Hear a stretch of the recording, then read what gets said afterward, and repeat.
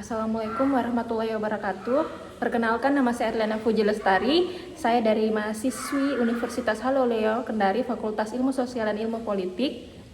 Di video kali ini, dengan tugas isu-isu pemerintahan kontemporer, saya akan menjelaskan dua isu yang terjadi di Indonesia 1 tahun terakhir ini. Yang pertama adalah isu tentang Permendikbud nomor 30 tahun 2021 tentang pencegahan dan penanganan kekerasan seksual terhadap mahasiswa di kampus. PPP mendesak agar Permendikbud nomor 30 tahun 2021 ini segera dicabut.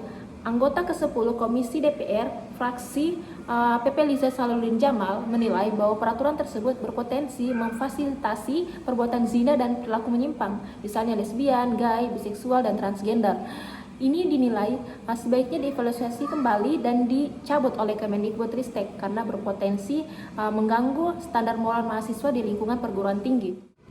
Liza menjelaskan, dalam peraturan ini standar benar dan salah aktivitas seksual tidak lagi berdasar pada nilai-nilai agama dan prinsip keutuhan Yang Maha Esa, namun hanya berdasar pada persetujuan dari pihak tertentu.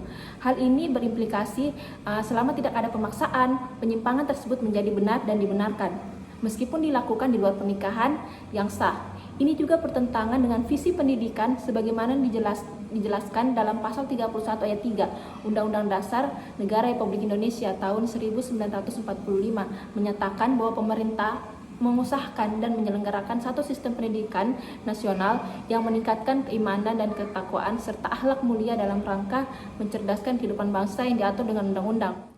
Selain itu, ia juga meminta Kemendikbudristek dalam menyusun kebijakan dan regulasi sebaiknya lebih akomodatif terhadap publik, terutama berbagai unsur penyelenggara pendidikan tinggi.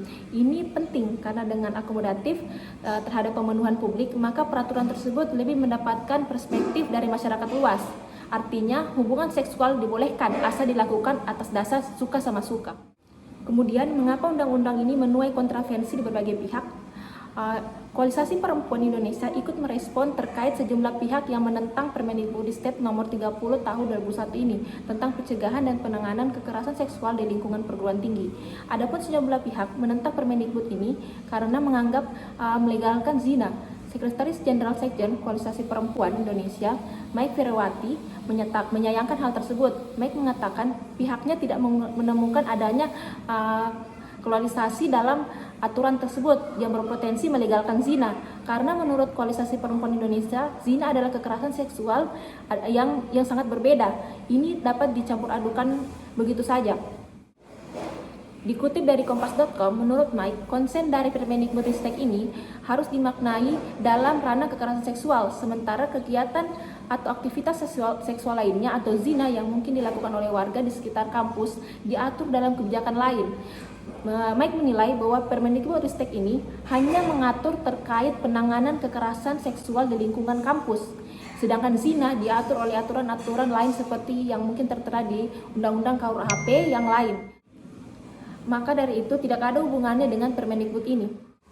Sejumlah pihak menganggap bahwa Permendikbudristek nomor 30 tahun 2021 ini melegalkan zina terkait sejumlah frasa tanpa persetujuan korban. Menangani kontra tersebut, Kemendikbudristek Nadiem Makarim menjelaskan bahwa secara yuridis Permendikbud PKS ini dirancang untuk mencegah apa yang ingin dicegah, yaitu kekerasan seksual di perguruan tinggi. Kemudian salah satu contoh kasus kekerasan seksual di perguruan tinggi yang pertama adalah bisa jadi salah satu alasan disahkannya Permendikbud ini karena adanya munculnya kasus viral seorang mahasiswa di Universitas Riau Unri jurusan Hubungan Internasional Fakultas Fisip angkatan 2018 yang berinisial L curhat di akun Instagramnya bahwa ia mengalami kekerasan pelecehan seksual oleh dekan kampusnya itu sendiri. Peristiwa itu terjadi pada saat ia melakukan bimbingan skripsi. Ia menyebut pelaku pelecehan seksual adalah dekan Fakultas Fisip yang bernama Syafril Harto. Saat bimbingan skripsi tersebut, ia tidak nyaman ketika dosennya bertanya soal hal pribadi sampai mengatakan I love you setelah selesai bimbingan skripsi. Korban hendak pamit keluar ruangan, namun korban mengaku pundaknya diremas. Terduga pelaku mendekatkan badannya ke tubuh korban. Kemudian setelah itu kepalanya dipegang dan kedua tangannya dipegang, kemudian pipi kiri dan pipi kanannya dicium.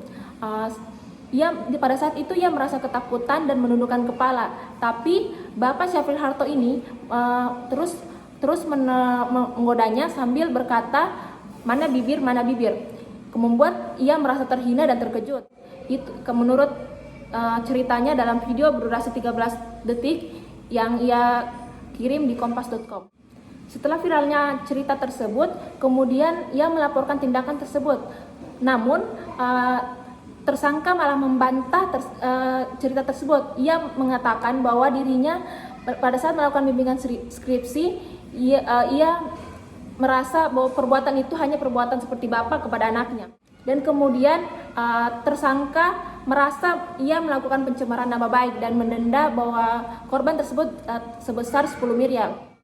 Namun setelah melalui proses penyidikan, keterangan saksi dan barang-barang bukti yang sudah diamankan oleh penyidik, bahwa tersangka dinyatakan bersalah atas kasus pelecehan seksual terhadap mahasiswa di kampus. Kemudian isu yang kedua adalah kenaikan gas LPG 3 kilo. Pemerintah tengah mengkaji untuk menaikkan harga jual gas LPG 3 kg atau dikenal dengan gas melon. Meski belum dalam jangka waktu dekat, kenaikan harga gas LPG ini bisa mengurangi nomboknya Pertamina. Pemerintah yang sedang berlomba-lomba dengan harga komoditas yang terus naik. Saat ini harga gas LPG 3 kilo dijual dengan kisaran 21 per tabung atau tabungnya yang sekitar 7.000 per kilo. Padahal harga LPG non subsidi harganya senilai 15.500. Ini artinya ada selisih 8.500 per kilo antara LPG subsidi dan non subsidi. Dari selisih harga LPG 3 kilo ini diproyeksi konsumsi pada tahun 2022, meskipun pada akhirnya akan dikembalikan pemerintah saat pembayaran subsidi telah diauditisasi oleh Pemeriksaan Keuangan atau BPK.